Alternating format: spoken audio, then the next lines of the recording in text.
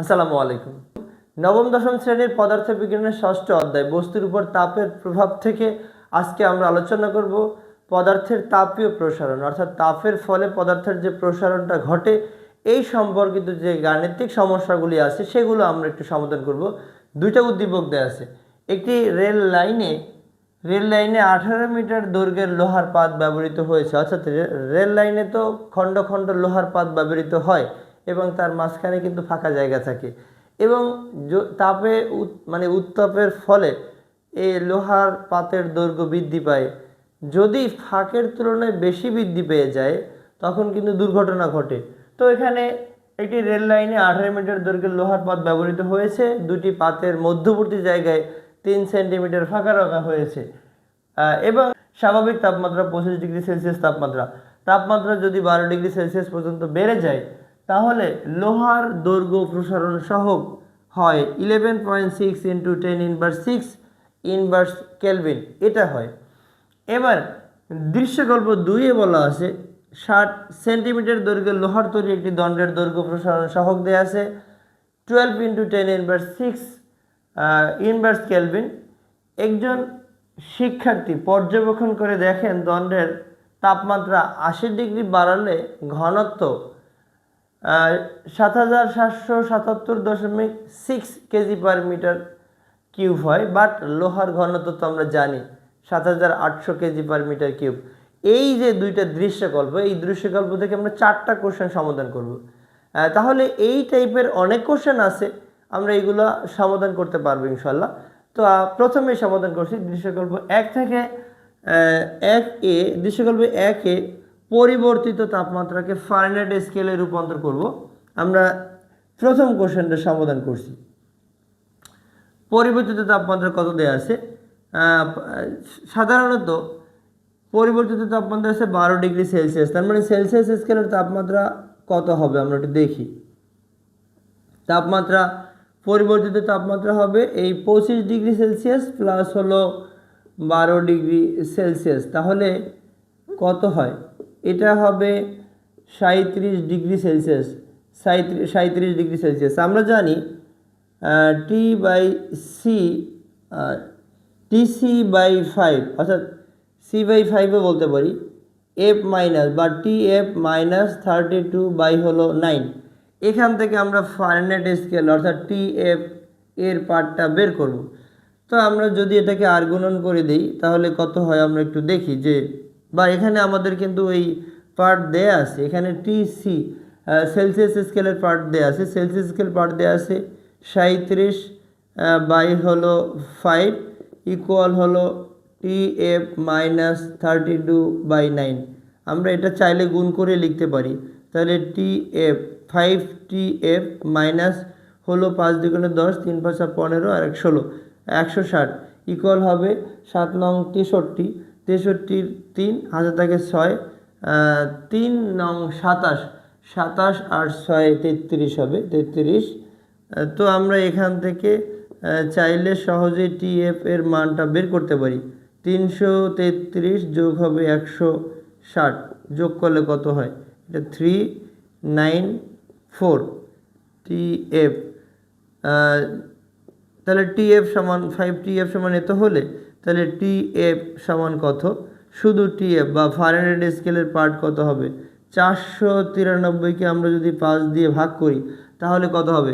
5 নং কিন্তু 45, 45 আর থাকে 4, 4 পরে 3 আনলে 5 8 40, 3 5 6 30, তাহলে কত?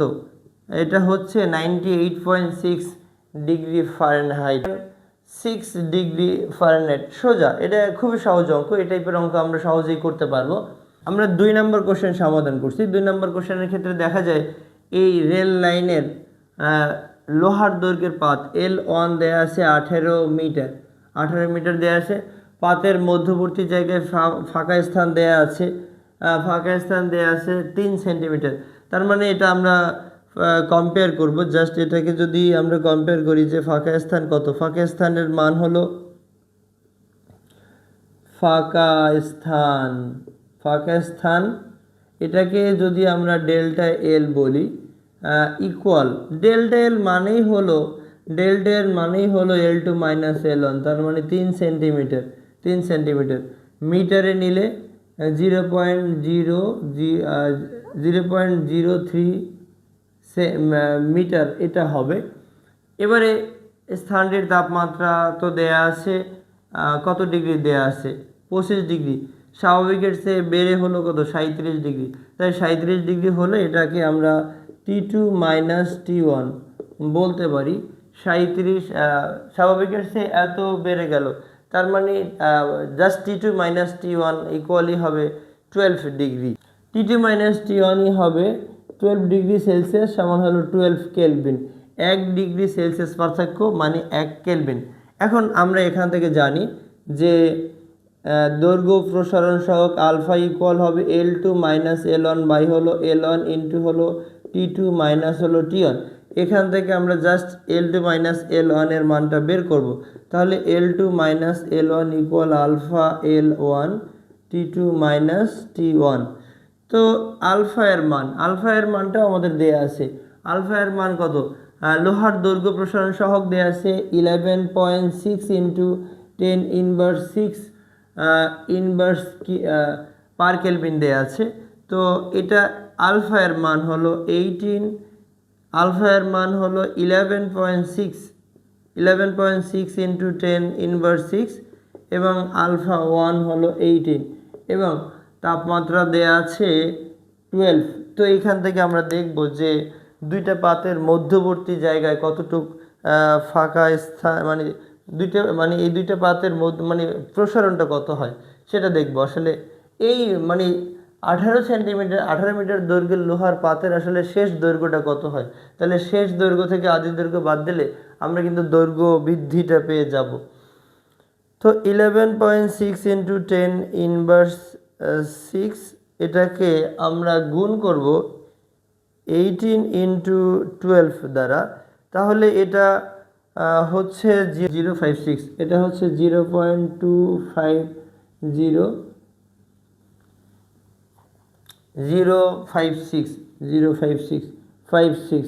তো এখান থেকে দেখা যাচ্ছে এটার যেমন এটা আমাদের যে রেজাল্টটা আসে 0.25 সেন্টিমিটার, কিন্তু উদ্দীপকে ব্যবহৃত পাতের ফাঁক দেয়া আছে 3 সেন্টিমিটার, অর্থাৎ লোহার পাতের দৈর্ঘ্য প্রসারণ হবে 0.25 সেন্টিমিটার, কিন্তু দুইটা পাতের মধ্যবর্তী জায়গায় ফাঁকা জায়গা দেয়া আছে 3 সেন্টিমিটার। তাহলে বোঝা যাচ্ছে যে ওই পাত দিয়ে ট্রেন চললে কোনো দুর্ঘটনা ঘটবে না, অর্থাৎ দুইটা পাত কাছাকাছি মিলে যাবে না।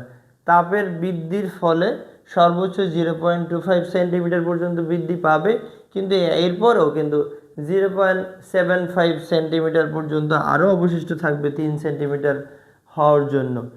তো এটা ইজি। এবারে আমরা দেখব জাস্ট এখান থেকে 3 নম্বর কোশ্চেনটা কি বলা আছে, দৃশ্যকল্প 2-এ উদ্দীপকের তাপমাত্রা পরিবর্তনের জন্য দণ্ডটির চূড়ান্ত দৈর্ঘ্য কত হবে সেটা আমরা বের করব। দেখি এটা আমরা জাস্ট L2 বের করব। আগের বারে বের করেছি আমরা L2 মাইনাস L1 বের করেছি, এইবারে আমরা শুধু L2টা বের করব। তো এখানে কি দেয়া আছে আমরা দেখি, 60 সেন্টিমিটার দৈর্ঘ্যের লোহার পাতের দণ্ডের দৈর্ঘ্য প্রসারণ দেয়া আছে।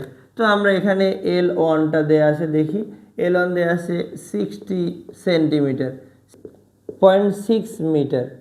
এটা পরিবর্তন করলেও হবে, না করলেও রেজাল্ট আসবে আর কি। তাপমাত্রা T2 মাইনাস T1 দেয়া আছে 80 ডিগ্রি সেলসিয়াস পার্থক্য, 1 ডিগ্রি সেলসিয়াস পার্থক্য সমান হলে 1 কেলভিন, তার মানে এটা 80 কেলভিন এটা বলতে পারি। এবং দৈর্ঘ্য প্রসারণ সহগ আলফা ইকুয়াল দেয়া আছে 12 ইন্টু 10 ইনভার্স 16 ইনভার্স কেলভিন এটা দেয়া আছে। তো আমরা এখান থেকে বের করব L2 এর মানটা কত এটা বের করব। আমরা জানি আমরা 3 নম্বর কোশ্চেন সমাধান করছি, আমরা জানি আলফা ইকুয়াল হলো L2 মাইনাস হলো L1 alpha L1 T2 minus হলো T1। এবারে আমরা এখান থেকে লিখতে পারি L2 মাইনাস L1, জাস্ট এখানে আমরা জানি alpha equal L2 minus L1 by হলো L1 T2 মাইনাস T1। আমরা জাস্ট সাইড ট্রান্সফার করে লিখতে পারবো L2 minus L1 equal alpha L1 T2 minus হলো T1। এখান থেকে জাস্ট আমরা L2 এর মান বের করব। তাহলে কি হবে L1 plus alpha L1 T2 minus T1। এখানে আমরা আরও একটা কাজ করতে পারি, আলফা অন এর মান গুণ আকারে রাখতে পারি। তাহলে 1 প্লাস আলফা T2 মাইনাস হলো T1।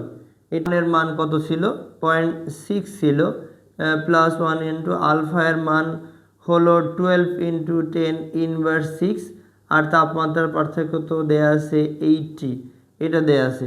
তো দেখি আমরা আসলে L2 এর মান কত আসে। তাহলে 0.6 তারপরে হচ্ছে 1 প্লাস 12 ইন্টু 10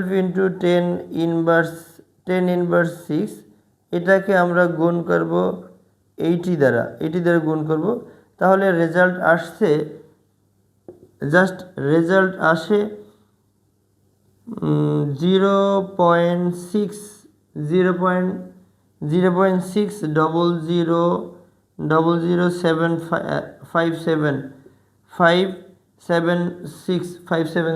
এটাকে যদি আমরা সেন্টিমিটারে নিই তাহলে এটা হচ্ছে 60.0576, এটা মিটার, সেন্টিমিটারে নিলে হবে এটা। তো আমরা এখান থেকে জাস্ট দৃশ্যকল্প 2 হতে যে বর্ধিত দৈর্ঘ্য বা শেষ দৈর্ঘ্য, আসলে আদি দৈর্ঘ্য তো দেয়া ছিল, আদি দৈর্ঘ্য ছিল 60 সেন্টিমিটার, তাহলে শেষ দৈর্ঘ্য কত হলো তা আমরা বের করতে পারলাম। তার মানে এটা হচ্ছে 60.0576 সেন্টিমিটার।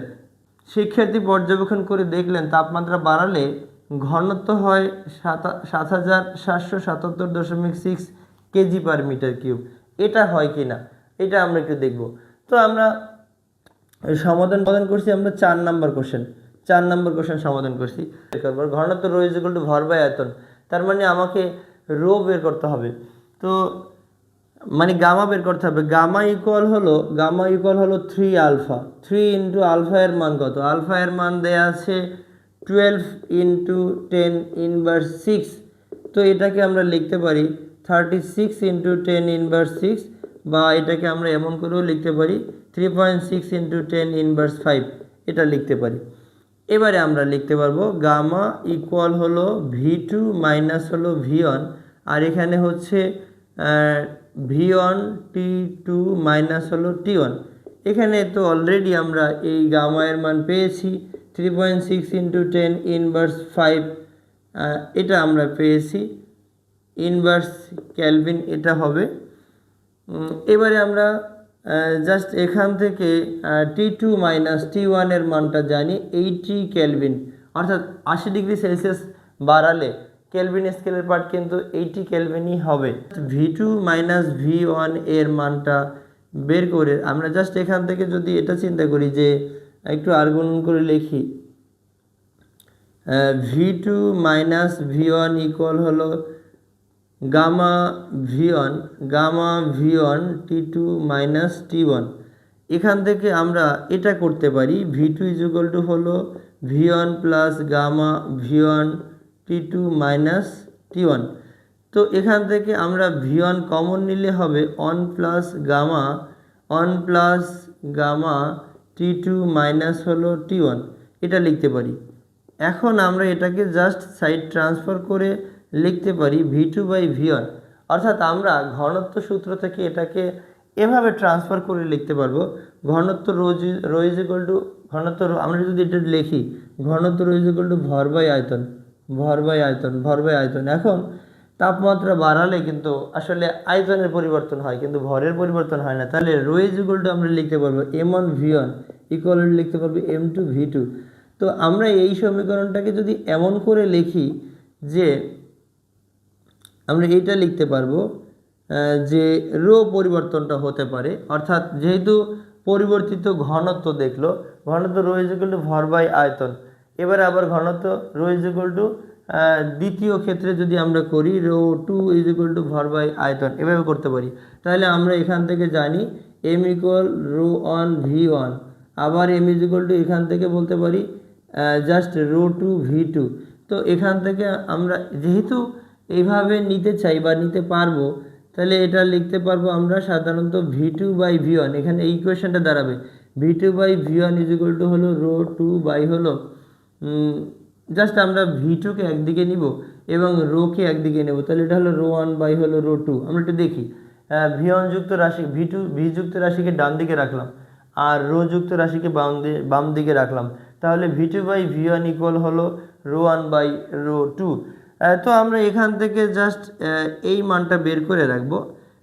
V2/V1 ইকুয়াল হলো, এটা গুণ আছে অন্য সাইডে আসলে ভাগ হবে, তাই 1 প্লাস গামা এটা T2 মাইনাস হলো T1 কত আসে 1 প্লাস গামা, গামা এর মান কত 3.6 ইন্টু 10 ইনভার্স 5, আর এখানে তো এটার মান হচ্ছে 80 কেলভিন। তারপরে দেখি তাহলে আমাদের কত আসে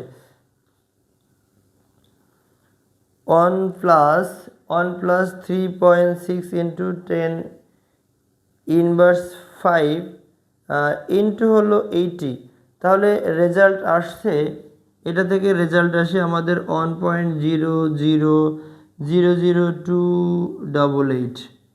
এবারে আমরা একটু দেখব যে আমরা তাপমাত্রা যতই বাড়াই না কেন এখানে কিন্তু আয়তনের কোনো ভরের কোনো পরিবর্তন হয় না, ভর অপরিবর্তনীয় থাকে, কিন্তু তাপমাত্রা কিন্তু আয়তন পরিবর্তন আসবে, ঘনত্ব পরিবর্তন হবে অলরেডি বলা আছে, কিন্তু ঘনত্ব সাধারণত পরিবর্তন হতে দেখা যায় না, কিন্তু যেহেতু উদ্দীপকে বলা আছে যে পরিবর্তিত ঘনত্ব দেখা গেল এটা, তাহলে আমরা এখানে একটু লিখতে পারি যে ρ2 ইজ ইকুয়াল টু দেয়া আছে 7777.6 কেজি পার মিটার কিউব, এটা দেয়া আছে, এবং যেহেতু আমাদের ভরের মান নেই কনভার্ট করে নেব, এবং V2/V1 আমরা এটা পেলাম 1.00288, এটা আমরা পেলাম। তো আমরা এই সমীকরণ থেকে বলতে পারি কোন ঘনত্ব রয়েছে বলতে আমরা জানি ভর বাই আয়তন, m1 ঘনত্ব ρ1 ইজ ইকুয়াল টু m/V1, তাহলে m ইজ ইকুয়াল টু সূত্রটা দাঁড়ায় ρ1/V1। আবার তাপমাত্রা যদি আমরা আবার বাড়াই দেই তাহলে তখন হবে ρ2/V2। তো যেহেতু দুই ক্ষেত্রেই এই সমীকরণের দুই ক্ষেত্রেই m এর মান সমান, তাহলে এই জাস্ট আমরা এইটা সমান এটা লিখতে পারি।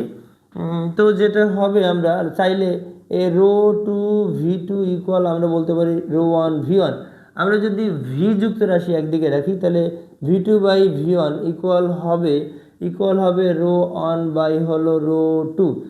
এখন আমরা V2/V1 এর মান কিন্তু পেয়েছি, V2/V1 এর মান কত পেলাম, V2/V1 এর মান পেলাম জাস্ট 1.00288 পেলাম, এবং এইখানে ρ1 এর মান কত, অর্থাৎ আমরা লোহার কিন্তু ঘনত্বটা জানি, এটা জাস্ট বই দিলেও হয়তো আর না দিলেও আমরা ইউজ করতে পারতাম 7800 কেজি পার মিটার কিউব, এটা 7800। তো এখান থেকে আমরা ইউজ করব 7800 আর এখানে ρ2। তো আমরা যদি এটাকে এখান থেকে ρ2 বের করি যে শেষ ঘনত্ব কত হবে, অর্থাৎ তাপমাত্রা বৃদ্ধির ফলে ঘনত্ব কত হবে, তাহলে জাস্ট আমরা এই ঘনত্বটাকে আয়তন দিয়ে ভাগ করে দেব, তাহলে 1.000288 কত হয় আমরা একটু দেখি এখান থেকে। 7800কে যদি আমরা 1.00288 দ্বারা ভাগ করি তাহলে এখান থেকে আমরা পেয়ে যাই যে 7777, অর্থাৎ 7777.6 কেজি পার মিটার কিউব। অর্থাৎ শিক্ষার্থী যে পর্যবেক্ষণ করে দেখলেন যে দণ্ডের তাপমাত্রা 80 ডিগ্রি সেলসিয়াস বাড়ালে লোহার ঘনত্ব হয়ে যায় 7777.6 কেজি পার মিটার কিউব, কিন্তু আমরাও করে দেখলাম ঠিক একই ঘনত্ব আসে, তাহলে শিক্ষার্থীর পর্যবেক্ষণ সঠিক ছিল।